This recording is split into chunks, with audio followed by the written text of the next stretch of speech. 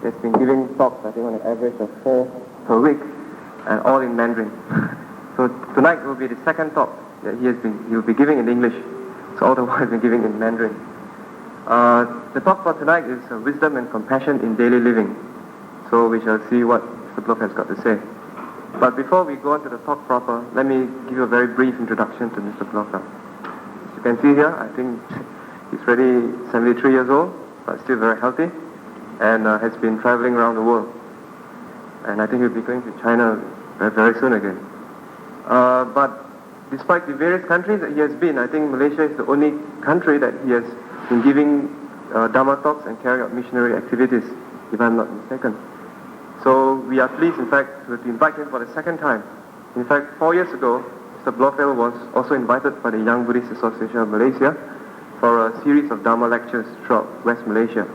But this time we are inviting him to join him with the Buddhist Graduates Fellowship for 6 weeks. And after this, he'll be down south and going over to East Malaysia, Sabah and Sarawak. So we hope that he'll find his trip this time as interesting as 4 years ago. Mr. Blofeld is English by birth, though he speaks excellent Mandarin, and I think much better Mandarin than many of us, in fact. He has been a professor of English literature at Chulalongkorn University for a couple of years back prior to his retirement, and he also served as chief editor of ECAFE, which is now UN ESCAP, Economic Commission for Asia and the Pacific.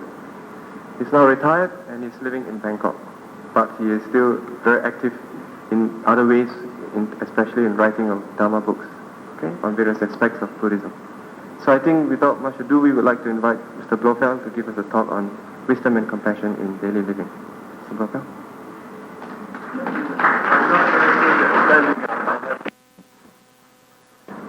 Venerable Sir, friends, fellow Buddhists, I've been asked to Malaysia by the Malaysian Young Buddhist Association, and I have had the pleasure of traveling for 3 weeks already, and very soon I'm going to Eastern Malaysia, where I have never been before, to give some talks. And so far, my impression of Buddhist Malaysia has been very good. What I mean is that Malaysia is one of the few countries I have been to recently in Asia where Buddhism seems to be getting stronger rather than weaker every day. And I think the good work of the young Buddhists has certainly contributed to this good result. And the other thing I've found in all the places I've been to in Malaysia so far is that people basically are very nice. And I have enjoyed meeting all different kinds of people and been very happy talking to them and learning about many things from them. Now, today my subject has been chosen for me, wisdom and compassion in daily life. Well, I often talk about compassion, that's a very easy thing to talk about, but wisdom I very seldom talk about because I think one should have wisdom in order to talk about it, and I'm not at all sure that I have much of that. But anyway, since I was asked to talk on that subject, I will do my best, starting with wisdom. And first of all, I'd like to define the word wisdom. For the purposes of this talk, we may say there are 3 kinds of wisdom. The first kind is what might be called worldly wisdom. And this probably has very little to do with education. You find extraordinarily wise people among illiterate farmers and fishermen and so on. And I think what is meant by wisdom is a kind of marvelous, almost magical perception of what is the right thing to do in any situation and what is the right time to do it. Well, this kind of wisdom is very admirable, but it has nothing to do with my talk today, because obviously I'm supposed to talk about what we mean by wisdom in a purely Buddhist sense. So now I come to the second kind of wisdom, or it might be called the first kind of Buddhist wisdom, which I suppose could be defined as intellectual understanding of the more difficult Buddhist doctrines. I mean doctrines like anatta, the non-existence of an ego or a real permanent I. And in Mahayana Buddhism we have such sentences as form does not differ from void, void does not differ from form, void is form and form is void. Well, all of that is difficult. And then again, another sentence I put on the board, also taken from Mahayana Buddhism, especially in its Chan or Zen form, that all Buddhas and sentient beings are just one mind. These are all very profound doctrines, not easy to understand.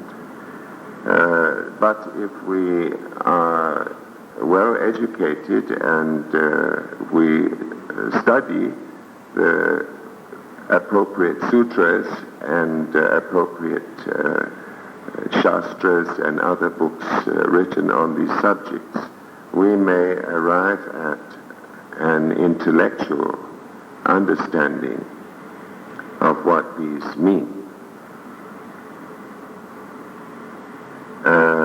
Concerning form is void and void is form. What is really meant here is that there are two levels of truth, which might be called relative truth and absolute truth. And these exist simultaneously. Both of them are real.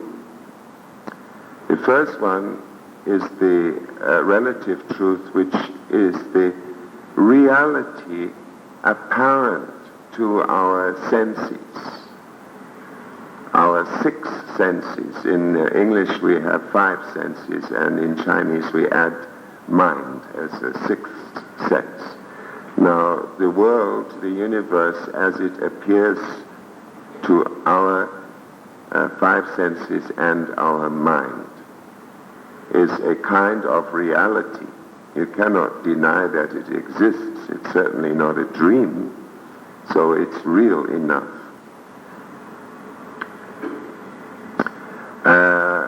The second kind of truth is sometimes called absolute truth, although I don't much like the word absolute because it can mislead us into some kind of Hindu doctrines.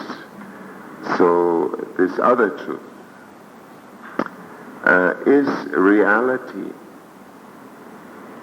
as apparent to us sometimes during deep meditation and presumably permanently apparent to us after we have attained enlightenment. Now, these two are very different from one another, and yet they are the same. And by way of analogy, I think we might take the sea and its waves. You sit on the shore and look at the sea and you see a lot of waves. There's no doubt those waves are real. They exist. But there's nothing in them apart from the sea. They are temporary rising and falling of the sea. A wave is purely sea water. And as you may know from your science studies, it doesn't even move forward. You can see wave number 7 over there moving up and breaking on the shore. But it doesn't move up and it doesn't break on the shore, because the thing that rose up there, caused by the wind, loses its water and takes on fresh water as it apparently moves forward. So by the time it reaches the shore, it hasn't got even one drop, one atom of the original water, which you saw in it when it was wave number 7. And yet, there's a certain identity you've observed with your eye, that what is now breaking on the shore was wave number 7. So that is what you might call the truth apparent to the eye. And the other truth, which is apparent not to our senses, but to something beyond our senses.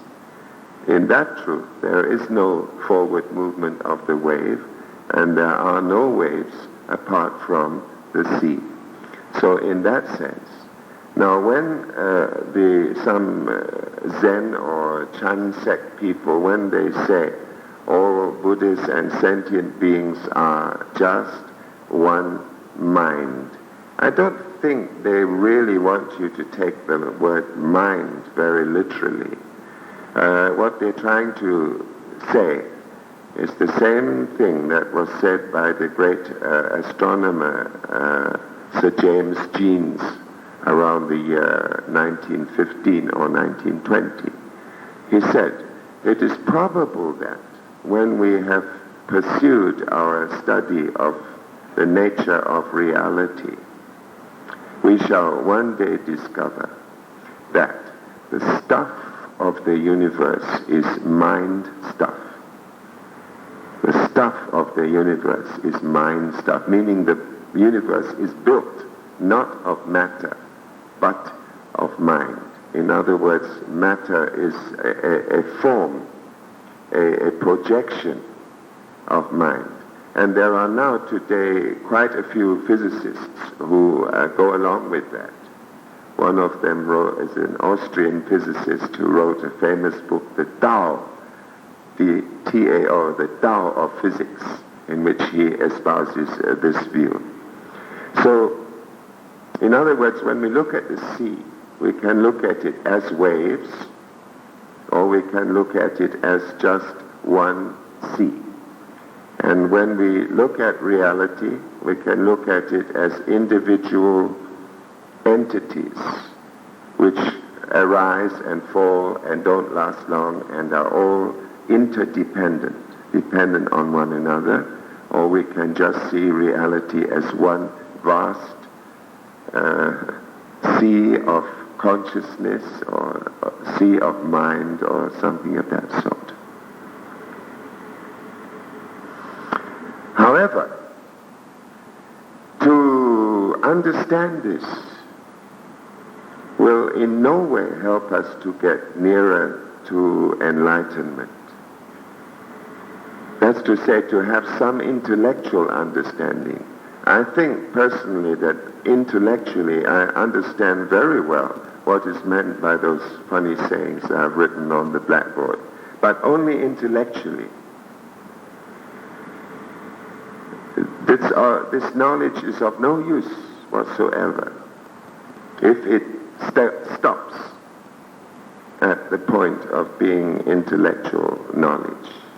What we have to do is to acquire a direct personal perception of that reality, of that truth, which is as real to us as the touch of the coldness of ice or the heat of fire.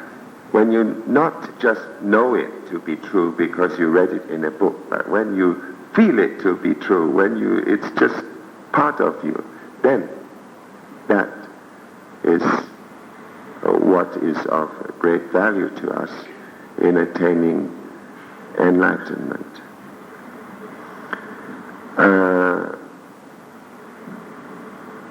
We talk in Buddhism about something which in Sanskrit is called prajna, usually spelled prajna in English, and in Chinese, Bore Zhi Hui. That is a kind of super wisdom which comes to us under certain conditions. That is, first we have to train ourselves by keeping the precepts and probably doing rather more than just keeping the 5 precepts. That's why I have written on the board the so-called 10 virtues, 3 of body, which are the same as in the 5 precepts, 4 of speech, and 3 of mind. Now, the ones of mind are not mentioned in the 5 precepts, but they are part of the Buddha's sermon on the 4 holy truths, the 4 sacred truths. So we have to discipline our mind, speech, and body by means of keeping to those virtues. In other words, the 5 sila plus something else as well for speech and mind. And we have to practice meditation. Now, meditation is an English word for which there is no Chinese and probably no Sanskrit or Pali equivalent, because the English word meditation is a very wide word, meaning almost anything you do in the way of exercises for controlling your mental processes. In Oriental languages, we usually have different words for different kinds of meditation. But anyway, we need some form of meditation which teaches us to, involves concentrating the mind one-pointedly.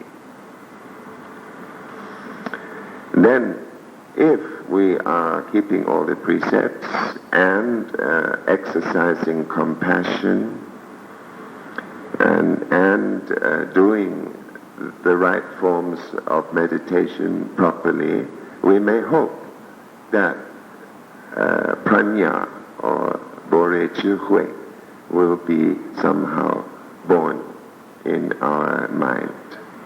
And what we mean by that is the same kind of wisdom that the Buddha attained during his enlightenment.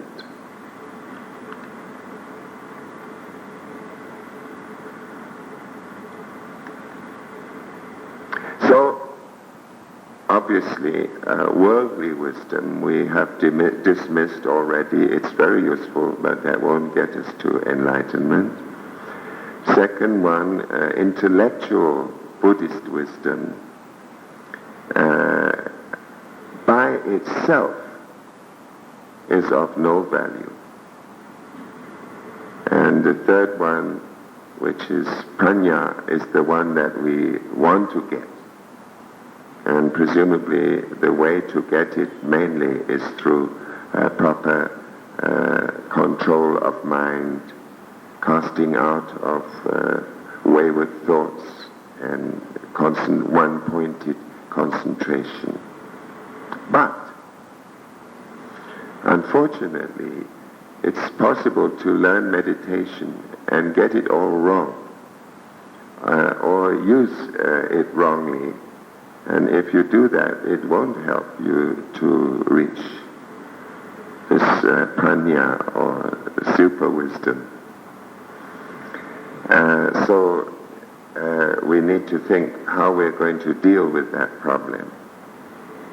Simply to become a great scholar in Buddhism, as you often find in various universities, a professor of this or that in Buddhism, he may know the sutras back to front and front to back and be able to explain them very well and still be a million miles away from enlightenment. And if that's all he does, he will never become enlightened. On the other hand, you have people who are much addicted to meditation, and it can happen that because they don't have good guidance, they can go wrong in this, and this again will not lead to enlightenment. So what is really needed is a combination of this provisional or relative wisdom, that what I mean is knowledge of the sutras on the one hand, and of certain meditation practices on the other. Now, in China, there used to be a famous sect called the Tiantai sect. Tiantai is simply the name of a mountain. It still exists in Japan under the name Tendai. And they introduced a very good form of practice, which I think provides us with exactly what we need in order to attain wisdom. That practice, I'll just write a couple more words on the board for those of you who know Chinese.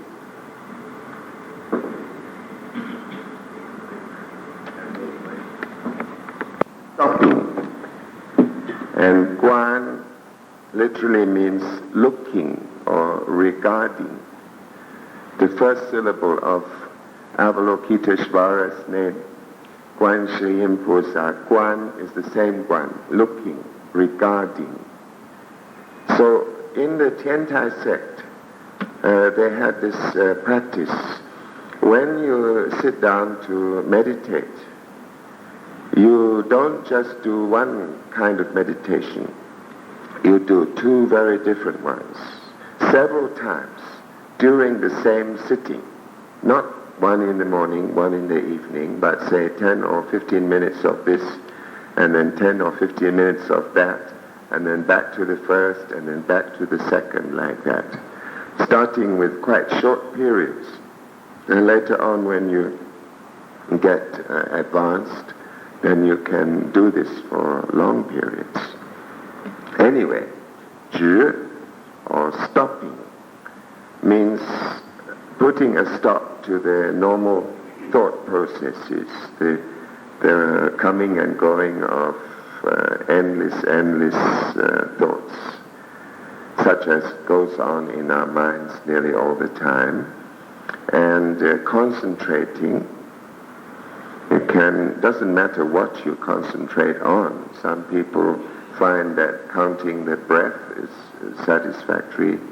Some people like to use a nimitta, that's a mental picture or even an object to stare at. Some people like to use a mantra and concentrate on the sound of the mantra. Personally, I should think it doesn't matter much, but what you want to get at is one-pointed concentration. And there you try to stay for a time, and then according to this Zhi Guan system, you then come out of concentration and choose some difficult problem, such as form is void, void is form. Now what on earth does that mean?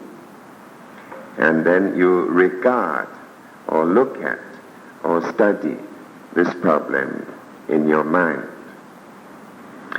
Now, in regarding or looking at or studying this problem in your mind, you can do this in two different ways. In other words, there's two kinds of guan.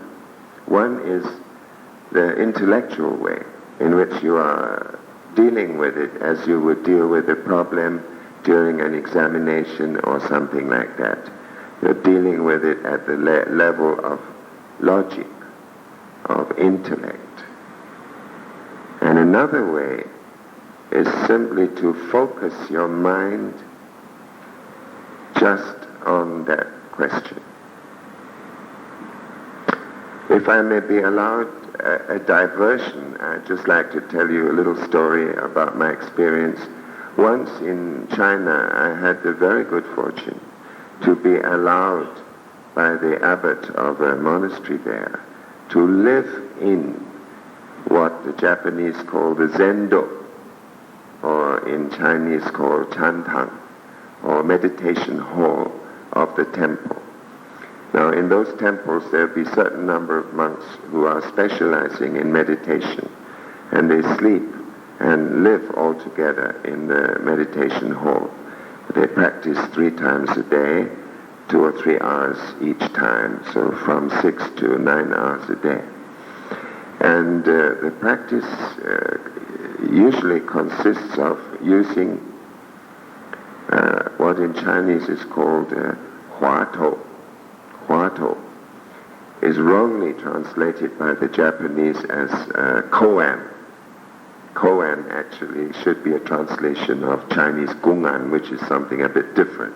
But a huatou is a very short sentence which you have to consider, not intellectually, but by trying to go beyond the level of ordinary logical thought, and go beyond the level of any kind of thought that can be expressed in words. Now, the one we had to deal with in our temple was Nian Fu Shu Sei. Nian Fu Shu Sei. Literally, worshipping the Buddha is who, i.e., who is worshipping the Buddha? Now, when you start that, you find, well, what a silly question. Anyone can answer that. I worship the Buddha. Who is worshipping the Buddha? I am worshipping the Buddha. But as soon as you say that, then you suddenly remember that according to Buddhist teaching, there is no I. So, whoever is worshipping the Buddha, it is certainly not I, because anatta, you know this. So then you have to start again. And you can go on for days and months and maybe years, fixing the mind on this. And if you do it well and you're lucky, it will actually bring you into a state of mind which transcends ordinary, everyday, conceptual thought. And at such a moment, you can attain anyway some degree of enlightenment. So that is one kind of guan. I'll just remind you again, guan is of 2 kinds. One, you deal with the problem intellectually, and the other kind is you try to deal with the problem at a level which goes above intellect. And you do that by tiring your mind. Who worships the Buddha? Who is it? Who? Or, if you like, form is void, void is form is void, void is form, void, on and on and on and on and on, like that. And not always, and not for everybody, but for some people, this can lead into a state of mind where prajna or pranya may be born. I'm sorry to confess that after studying this, practicing very hard for 10 months, I failed. And I did not discover who worships the Buddha. But I know intellectually what they wanted me to find was that one mind. They wanted me to find my own mind or my own nature, which turns out to be not mine at all, but to belong to all sentient beings, including Buddhas.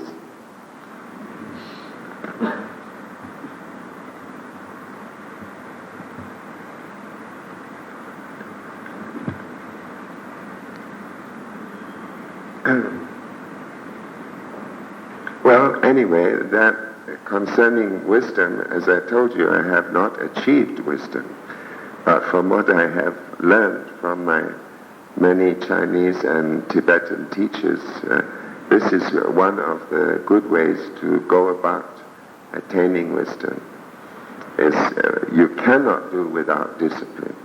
That discipline means, if possible, keeping these 10 rules I wrote on the board. And you cannot do without compassion. Because if you are not compassionate, you become selfish, egoistical, And your meditation, instead of leading to the demolition of your I, will just build it up and make that, not, you haven't got an I, but you have a kind of a ghost that looks like an I. And if you are without compassion, and if you are without reverence, then your practice will lead you to become worse and worse and worse, because you become more, and I have done this, I have improved my meditation, I meditate much better than the other people, and so on. You see, it's terrible. I have in my life met several unfortunate people, mostly Westerners, some Easterners too, mostly Westerners, who started to practice meditation much too strenuously. Instead of starting with 20 minutes a day, they started with 18 hours a day and that kind of thing. And then in about 3 weeks, they end up by telling you they are enlightened. They have become Buddhas. You see?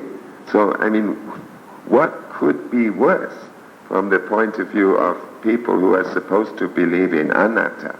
Who say, I am enlightened. I am a Buddha. So this is a danger which has to be very carefully guarded against. And to my mind, the two important means of guarding against this, one is to practice compassion on a big scale, and to make compassion such a main part of your living that you don't have much time to be concerned with your I. You're so busy with other people that you know, your I just seems to get lost somehow. And then there's another one that's very important. And again, I'll make a short diversion from my main talk to tell you something I learned from one of my Tibetan lamas right near the beginning of my studies. I had received an initiation from him which enabled me to practice certain specific kinds of meditation. And he said, now, at the lowest level, we monks are often dealing with very simple people. Like in Tibet, in those days, the peasants were totally illiterate. So we're dealing with very simple people, and they mostly believe in gods and goddesses. So, okay, we let them. Fine, you want to believe in gods and goddesses, that's good. Do that if you want. And then gradually lead them away or above or through their gods and goddesses into something much more directly Buddhist. That's why I personally, some Chinese say, oh, isn't it dreadful? Some of our Chinese Buddhists, they also practice worshipping those gods and so on. I say, never mind, it won't do them any harm, as long as they don't suppose that it's going to lead them to enlightenment. And gods have been known to help people win lotteries and that sort of thing. But it's all very unimportant stuff. But if people are still at that level, well, okay, to start with. I believe in Sri Lanka you have the same thing, a room full of gods next door to the room where the Buddha is represented, because that's what simple people need to get started. Now, so he said, when we first teach people, we teach them to treat the Buddha very much like a subject treating a king. That's to say, kneel down and make offerings to the Buddha's statue. And hit your head on the ground and do all the things that should be done like that. Then you go through various higher levels, which I won't talk about now because that's another subject. You come to the highest level of all, where absolutely no external practice is required. The whole thing can be done in your mind. There is no ritual necessary. You forget all about mantras and mudras, all that stuff, that's lower level stuff. and you come to the highest form, and it's all mental. But when you reach this highest form, when you are initiated into the highest form of practice, you must never neglect the lowest form. That's to say, you can spend most of your day practicing mentally in a formless state of mind, but you must bang your head on the ground in front of the Buddha every day. And you must make suitable offerings of flowers or incense or whatever. Why? Because if you lose your sense of reverence, you are going to make yourself into a very big egoist. Your I will grow and grow and grow, and the more your I grows, the further you get away from enlightenment. So to my knowledge, all Tibetan Buddhists, no matter how exalted their practices or sadhanas or whatever may be, they never fail to do this, worshipping in a more primitive way, like paying respect to a king or to a god. And this is very, very important. So now to come back to our talk, the two things that help us to avoid inflating our egos when we are working on meditation is to practice compassion, meaning deep concern for all sentient beings on the one hand, and to practice reverence to our teacher, the Buddha.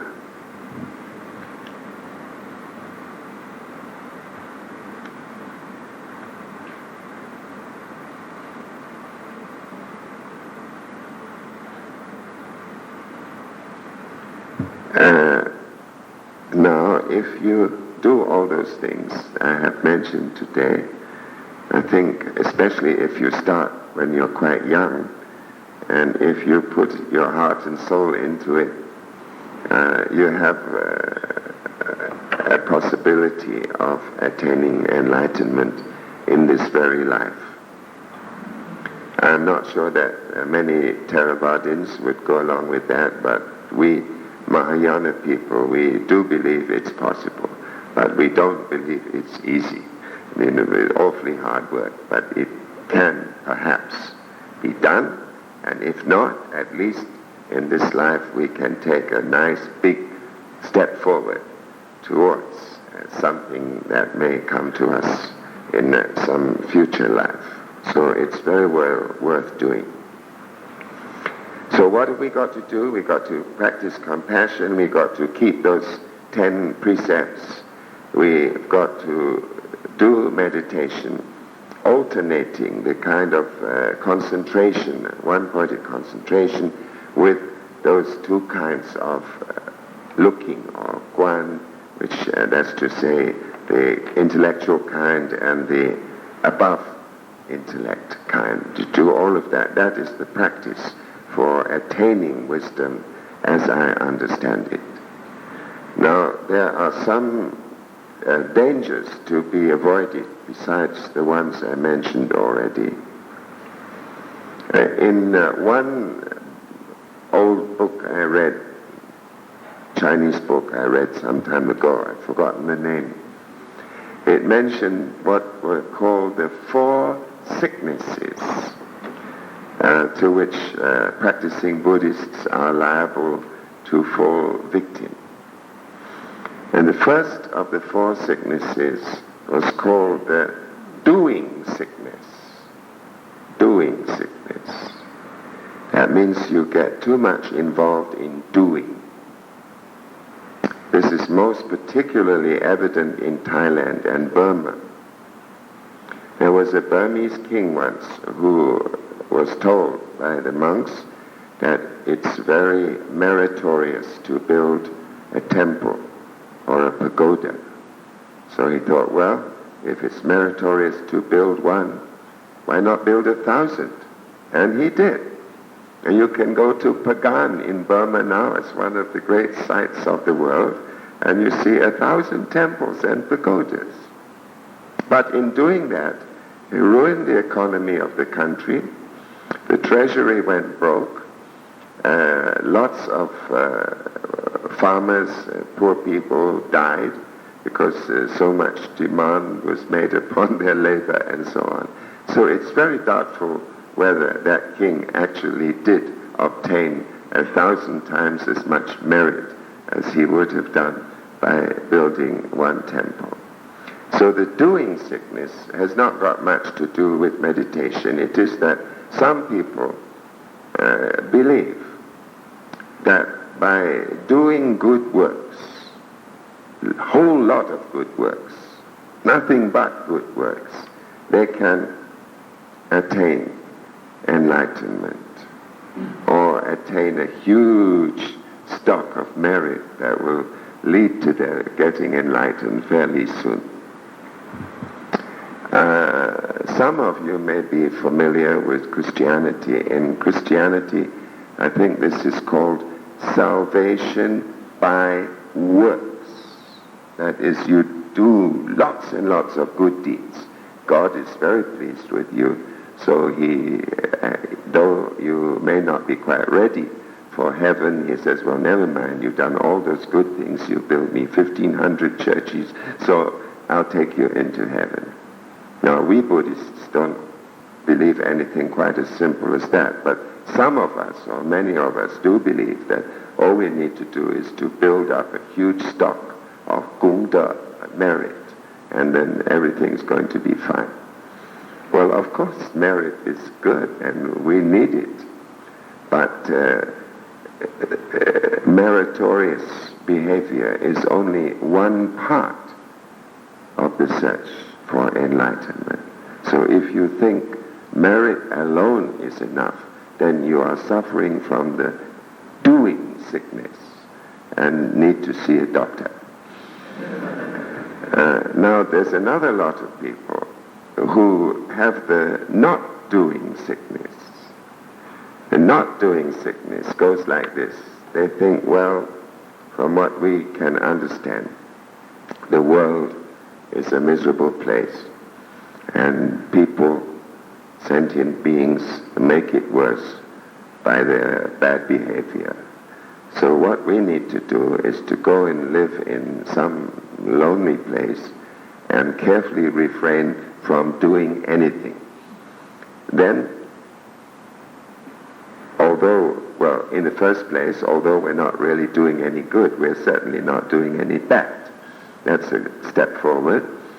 And secondly, by not doing anything at all, we are not creating those kinds of karma which have what are called outflows. You see, karma, there are two deeds. There are two kinds of deeds. Deeds which are neither positive nor negative, neither good nor bad. And these, according to the sutras, do not have outflows. In other words, they don't produce a karmic reaction. Whereas anything positive or negative you do, that's to say good or bad, will of course produce a good or bad karmic reaction. So these people who suffer from the not doing sickness think all we have to do is to refrain totally from action, and then we are not creating any karma, so this will help us forward. Well, these people also need a doctor. And then the third kind of people, that sickness is called something like the emptiness sickness. Let me see if I've written down anything for it. No, I have what I've written here. Yes, all right. Mistaking a state of emptiness and something like pleasure for enlightenment. That means to say, in your meditation, you sometimes get into a rather pleasurable state, which feels nice. You like to stay there.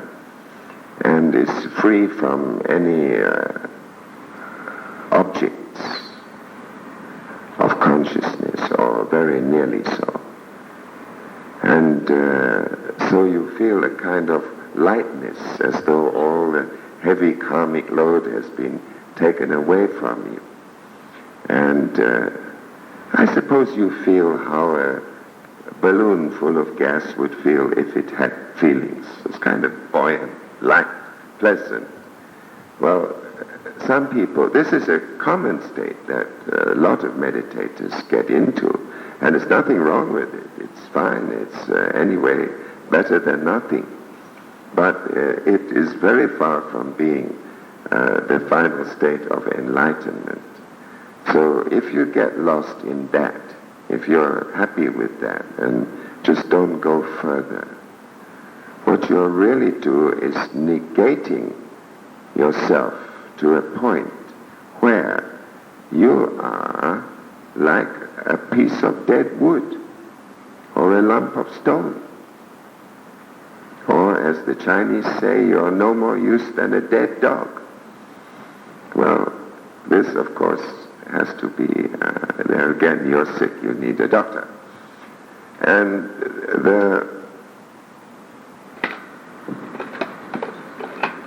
fourth kind,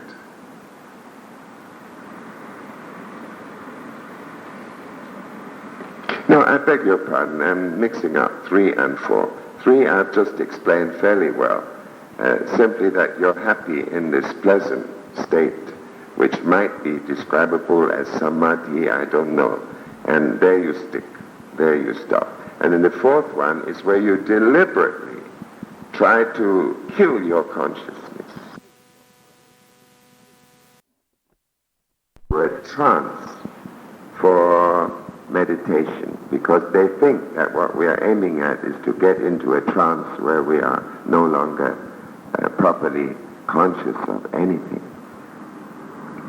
Now, I'm very far from being an expert on meditation, but I should say that when, in talking about meditation, we use a phrase like objectless awareness, what we really mean is something like this.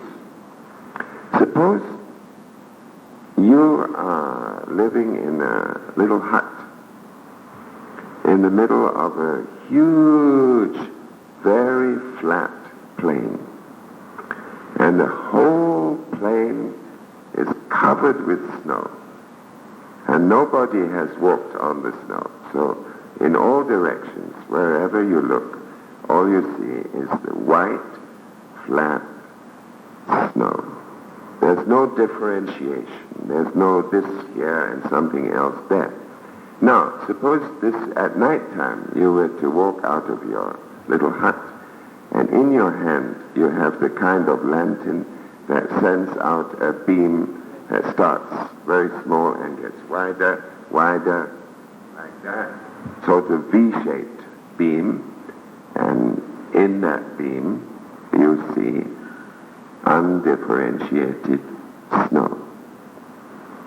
Now, like all analogies are dangerous things. They can easily lead you to misunderstand. But what I'm trying to say is that in meditation, your consciousness has to be very alert, like the flame or the fire put forth by that lantern. You're not supposed to dim or dull your consciousness. What you are supposed to do is to come as near as possible to having a very alert consciousness which is not disturbed by or taken up with all sorts of individual objects. I think something like that. So if you suffer from the fourth of those sicknesses I just mentioned, it means that you're trying to dim your consciousness. Whereas in meditation, the consciousness must be very alert.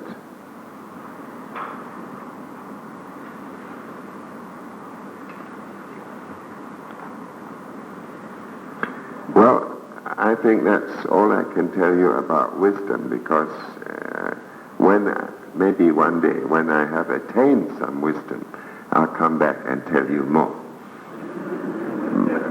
Now we go to compassion. Well, Tibetan Buddhists very rightly, in my opinion, like to say that enlightenment results from the perfect union of wisdom and compassion. If you have compassion alone, you can do some very foolish things. You're so anxious to help sentient beings, you start helping them before you know how to help them. And this can have very unfortunate results for them. So to be compassionate without wisdom is to be very warm-hearted, but possibly very silly. And to have wisdom without compassion is to be very cold. You may be extremely wise, but without compassion, it's a kind of cold wisdom that would repel people instead of attracting them. So you want to have these two, a nice mixture of wisdom and compassion. Now, wisdom, I have already suggested the ways, the several ways in which we have to combine together in order to attain wisdom. Now, compassion is also something that has to be attained. It's not something that's born in you automatically. And before I go on about compassion, I'd like to make a comparison between compassion on the one hand and feelings such as love and friendship on the other. Those feelings, love and friendship, and all, when I use love, including all kinds, for parents, for spouse, for children, for cats, whatever. Love and friendship, on the whole, come by themselves. They arise in the heart, as it were, naturally. You can't tell yourself it's my duty to love someone and then just start loving them. You might tell yourself it's my duty to love my teacher, so I will behave as though I loved him. That you can do. But you cannot love him if you don't love him. Because love is not something you turn on like a water tap when you want it and turn it off when you want it. It just comes, for better or for worse. And love not only comes by itself, unfortunately it very often goes by itself. And this is a dreadful thing. Two people very much in love get married, and then after a few years they fall out of love. And they both feel very badly about it and wish that hadn't happened. But again, what can they do? You cannot just tell yourself, I should love and therefore I love. And friendship is about the same. Now, another special quality of love and friendship and similar emotions is they require some sort of return. If I show great love, devotion, or friendship to a person who doesn't care whether I'm alive or dead, returns no feeling whatsoever, it's unlikely that my emotion will last very long. In other words, unless some return is made, it doesn't last. Usually, I can't say in every case, but generally it's like that. And the third point about love and friendship, whether for people or for animals, is it's easy to love lovable people. It's easy to love lovable cats or lovable dogs or whatever. If they're good looking, if they're charming, if they are very active, very lively, with all sorts of good qualities, you can't help loving them or liking them very much. See? Now, if they really have none of those qualities, if they are quite unusually ugly, or if they seldom take a bath and stink to high heaven, or if when they talk to you they can't help spitting in your face, which happens with some people, and if because they're unhappy they seldom open their mouths without saying disgusting, either hateful or dirty or cruel things, it's very hard to love or even to like them. In fact, I should say that they are totally unlovable. There's no use even trying to love them. So now we got those three special points, that love comes and goes of itself. It requires a reward, and it is likely to fix itself upon people or animals who are beautiful, lively, attractive, etc., etc., etc., and to have nothing to do with people or animals who are revolting or disgusting or whatever. Now, none of the things I have said has anything at all to do with compassion. Compassion does not come naturally. You may think it does, because you may now and then suddenly feel compassion or pity for people or animals, but there's not much you would do about it. It's just, I'm very sorry to hear that 1 million Africans are going to die this year, according to forecasts. It's a terrible thing to think about. I'm sorry for that, but I haven't done anything to stop them dying. So, in other words, I felt some pity for them.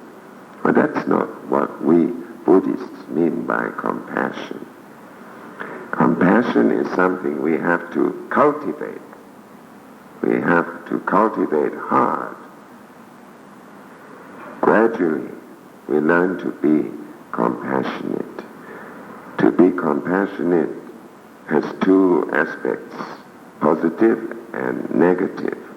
The negative aspect is one that all Buddhists should follow as a very minimum. That is, don't hurt any living beings deliberately. That is compassion. If you really have no wish to hurt any living being, you want all of them to be happy, that is compassion, but it's not enough. The positive compassion is not only don't hurt them, but try your best to help them. And in particular, try your best to help those most in need of compassion. So the man who stinks because he never has a bath and who spits in your face and uses filthy language is much more in need of your compassion than a very charming young man or young lady who's very sweet and full of smiles and smells nice. You see, the more miserable people are, the more unlovable they are, the more they need compassion, because people like that, maybe in their whole lives, they hardly have a single person who's really fond of them. So they are all their lives, they're lonely. You see, other people enjoying the fruits of friendship and love, this is something they cannot have.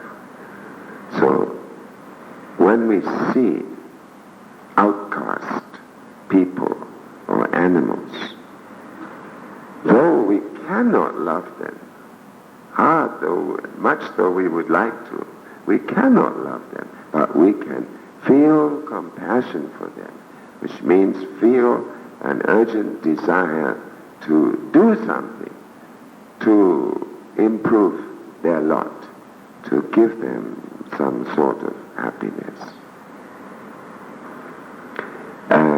This does not always involve spending money.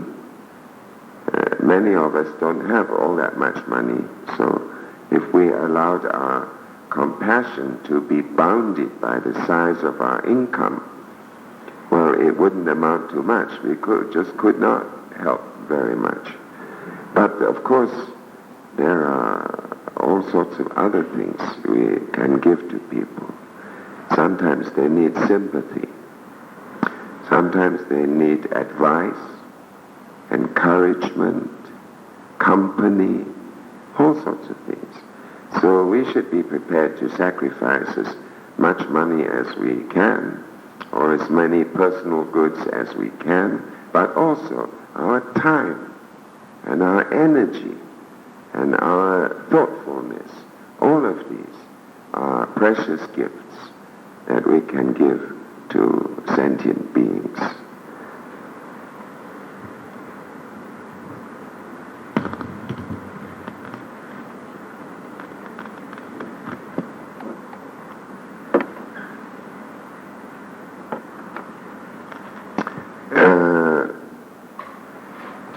Obviously, the most important of the 5 precepts or the 10 virtues is not to kill. And you cannot even begin to be compassionate if you go around killing sentient beings. But there are problems about this. I used to think absolutely no killing, finish. Nothing would induce me to kill. But recently I've been thinking about this problem, and I find that there are times when it seems impossible not to kill. An English farmer came to see me the other day, and he said, I'm a Buddhist and I don't like to kill beings, but I kill many thousands of rabbits every year.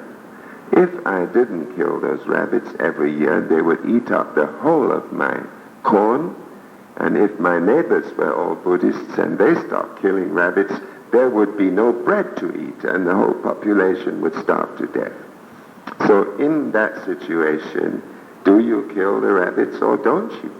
I said, well, I'm sorry, I can't tell you because I would hate to say yes.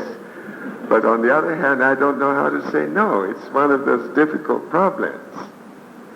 And then, of course, all sorts of vermin. Now, mosquitoes are okay.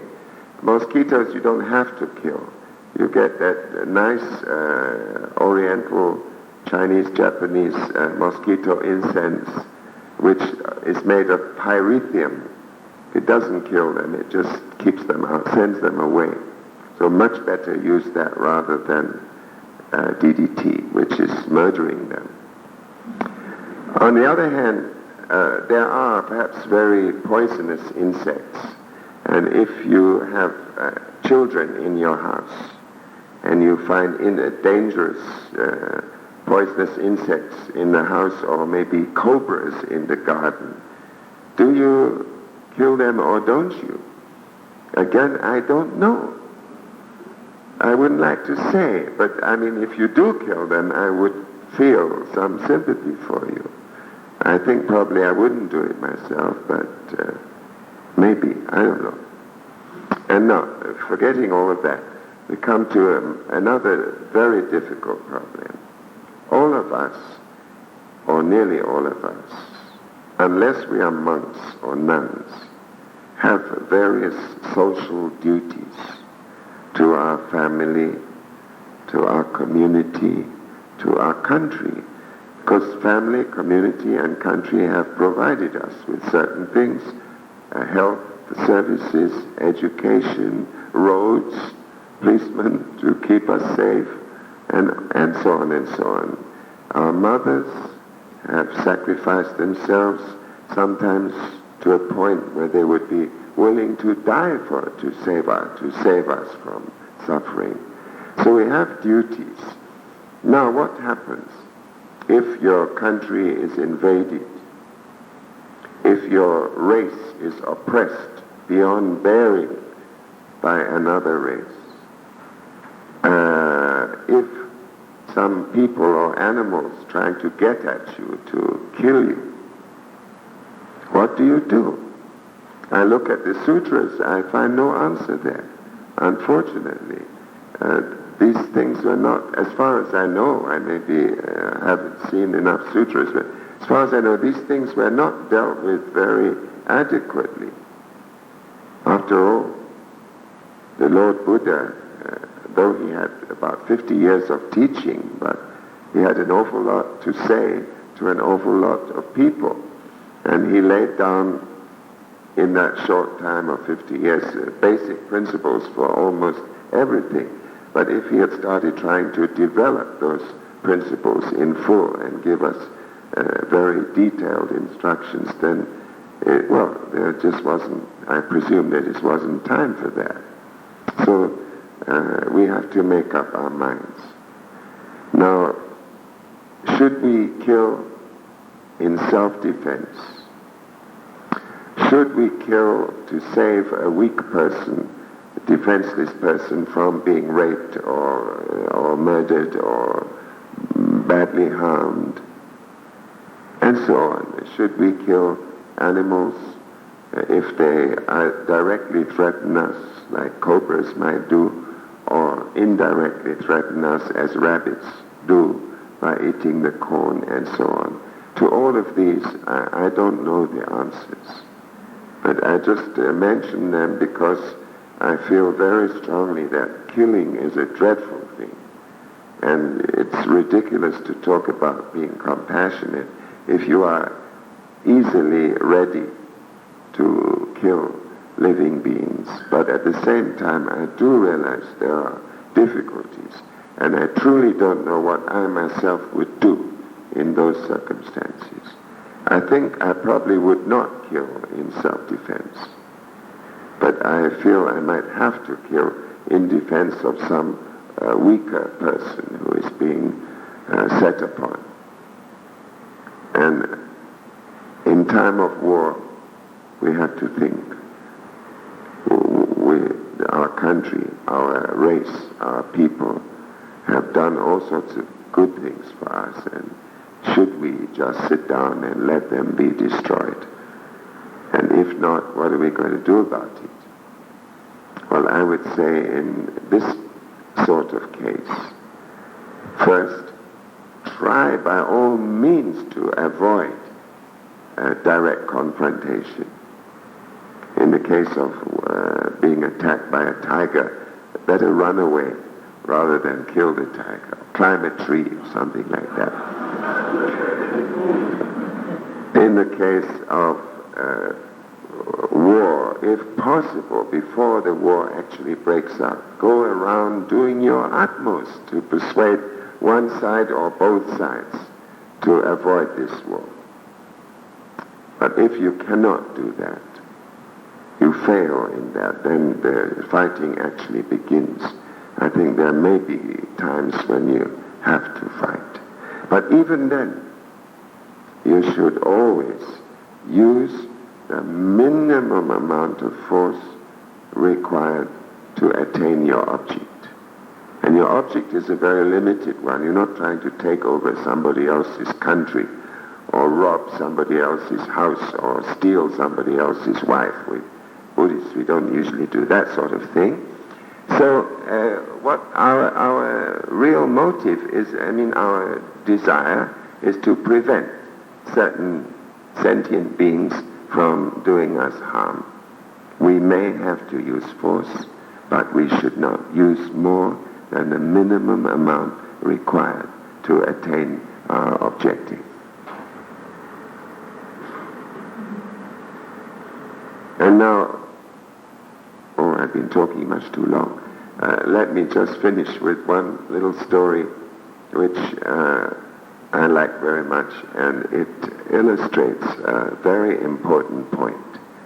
There are times when we should break our precepts deliberately for the sake of helping other people.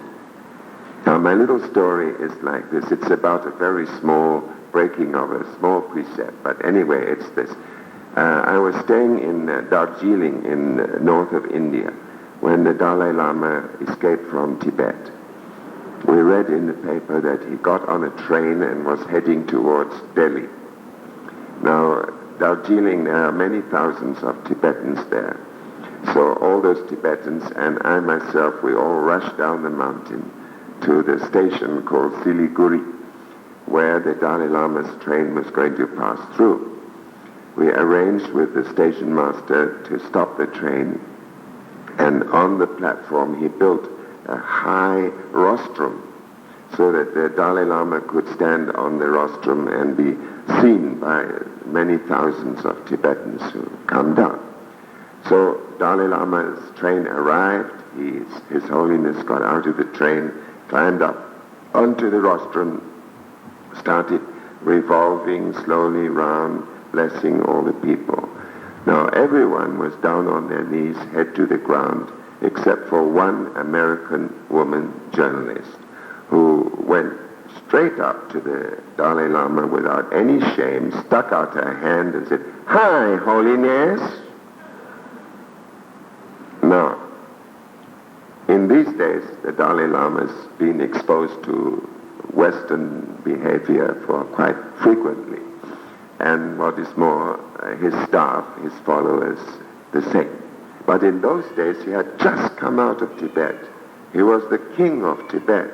He was the Pope or Supreme Patriarch of Tibet. And you know, in an Oriental country, just to touch the body of the king is death, immediate death. King Chulalongkorn of Thailand, his beloved queen fell in the water and nobody dared pull her out because to touch her body was death.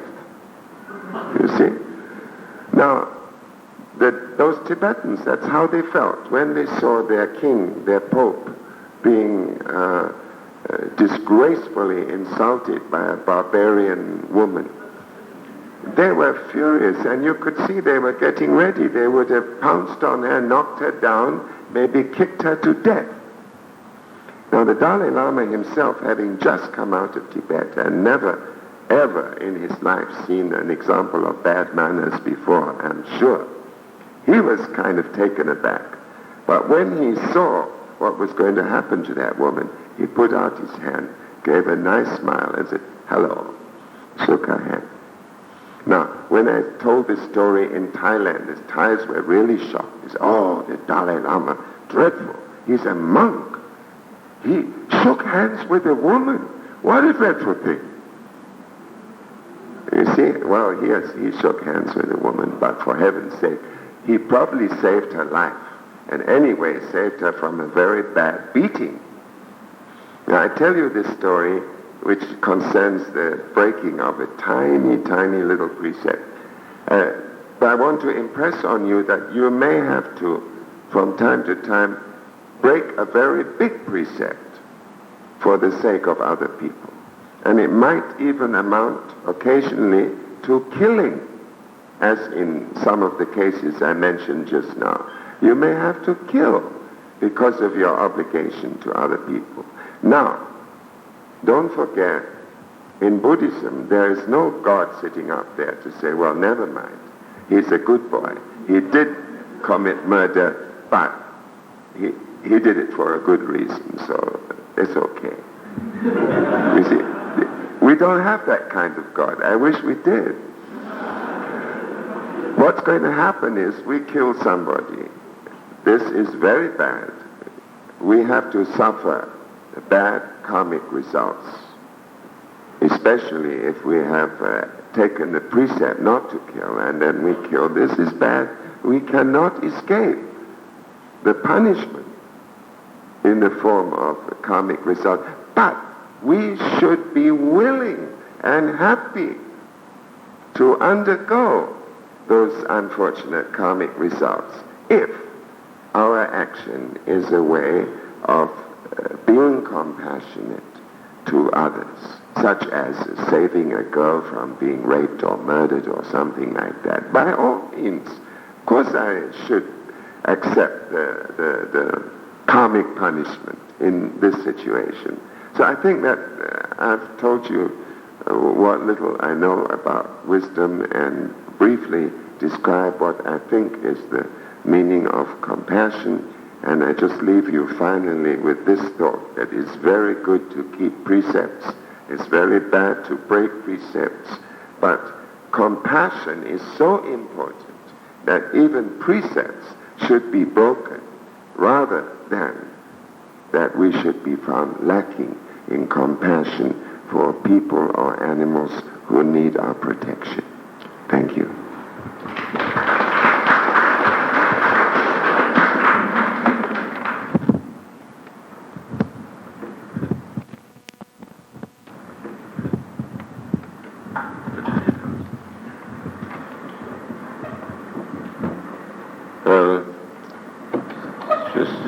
Very late today.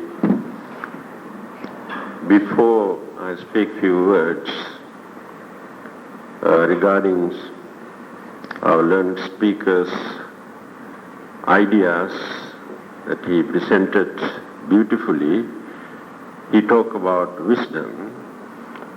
I'd like to impart a little bit of my wisdom toward those who record there.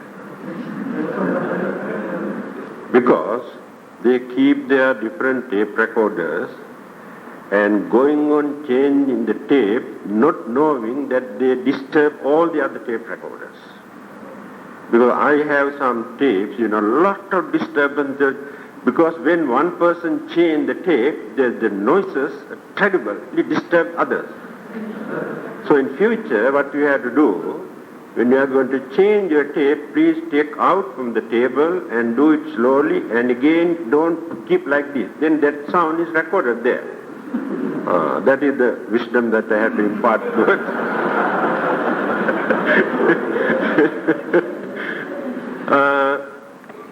In fact, I had great confidence and compassion towards the learned speaker. But today I had to withdraw it.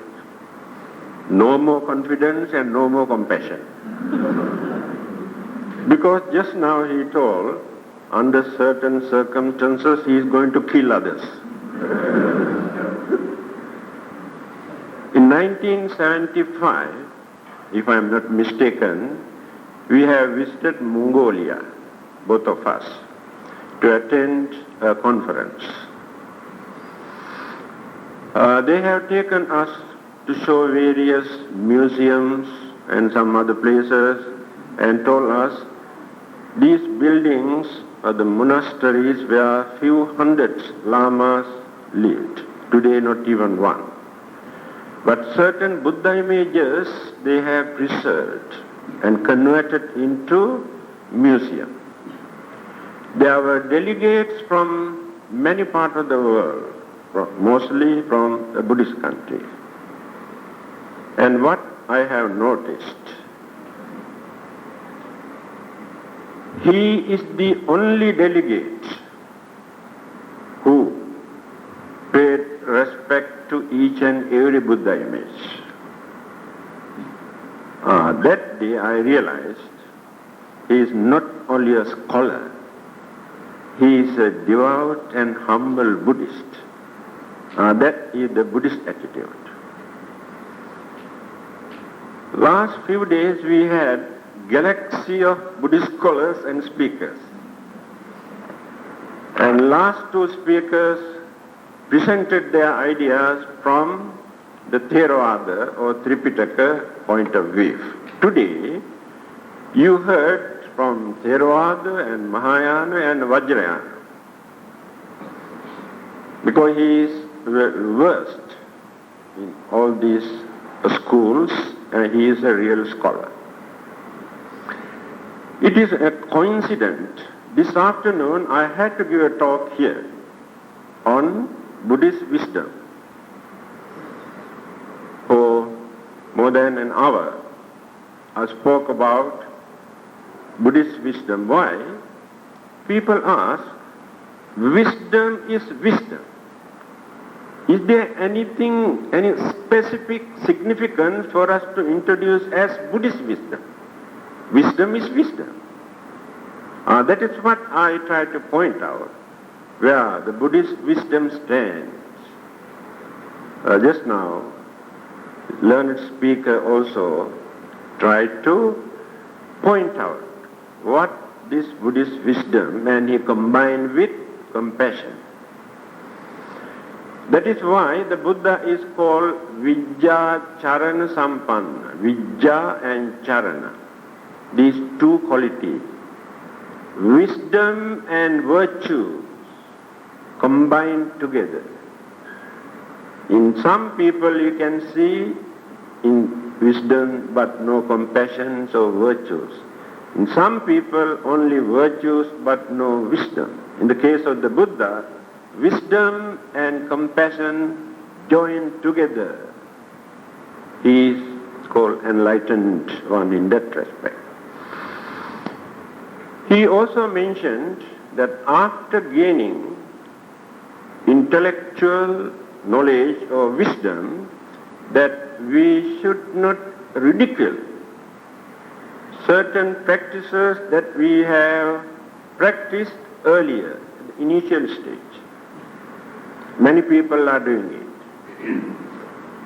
It is like this. After climbing the roof by using a ladder, you should not kick out the ladder. Remember that. Otherwise you get into trouble. It is like that. There is one point I doubt whether I can agree with him. I doubt. I am not sure. Because he mentioned, according to Theravada Buddhism, it is very difficult to find out whether they believe that they can attain enlightenment or nibbana or arahanthood within this lifetime. But according to Mahayana Buddhism, he says yes, they believe. This is the point that created some sort of confusion in my mind. When we refer to Mahaparinibbana Sutta, it is in Theravada Tripitaka, Buddha's last sermon. He says, Yakivancha subhadda bhikkhu samma vihareyung asunyo loko arahantehi atsa, in the Pali. He says, as long as my disciples follow the real Dhamma, always holy arahanta, so enlightened person remains in this world. As long as they follow my Dhamma. So, it is difficult to say that Theravadians do not believe that they cannot attain enlightenment within this lifetime, although Mahayanis believe. It is a belief. If we cannot attain enlightenment, that means there are some weaknesses within us. So we admit our weaknesses and slowly we try to cultivate life after life. Since it is difficult to eradicate all our human weaknesses at once. That is the point that I said I doubt whether I can agree with him or not. Anyway, I told you I listen to certain speakers very carefully because I also like to learn something. Very seldom I get the chance to learn something. Today also I learned many things because he's a scholar and he's a devout Buddhist, not only a speaker. So I respect him as a devout Buddhist, as a Buddhist scholar who has contributed a lot for the development of Buddhism to enlighten others. So may you live long to do more contribution to the cause of Buddhism. Thank you.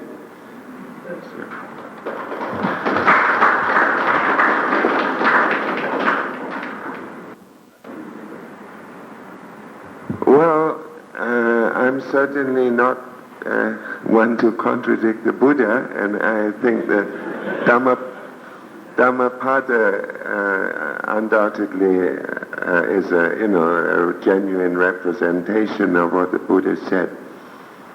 But I'm not quite sure that, well, maybe my way of putting things was a bit too loose, but I'm not quite sure that what he said there would cover all the circumstances that I had in mind. You see, it wouldn't be right for me to break a precept just to help another person out in the ordinary way like that. But as in a case where it's a matter of life and death for that person, I mean, can we just leave them unprotected and watch them being killed rather than resist and adopt violence? I just don't know. I mean, it's a pity the Buddha isn't around so we could ask him to be more explicit about this. Yes. Because during my Friday talk I have explained my views also. Even last night I had a big fight with somebody regarding killing of mosquitoes in Mua. So he wanted to get the green light from Buddhism to kill mosquitoes. My personal opinion is this. Assume the Buddha has mentioned that for the welfare or happiness of others, you should not commit any evil, wicked thing. Yes, it is true.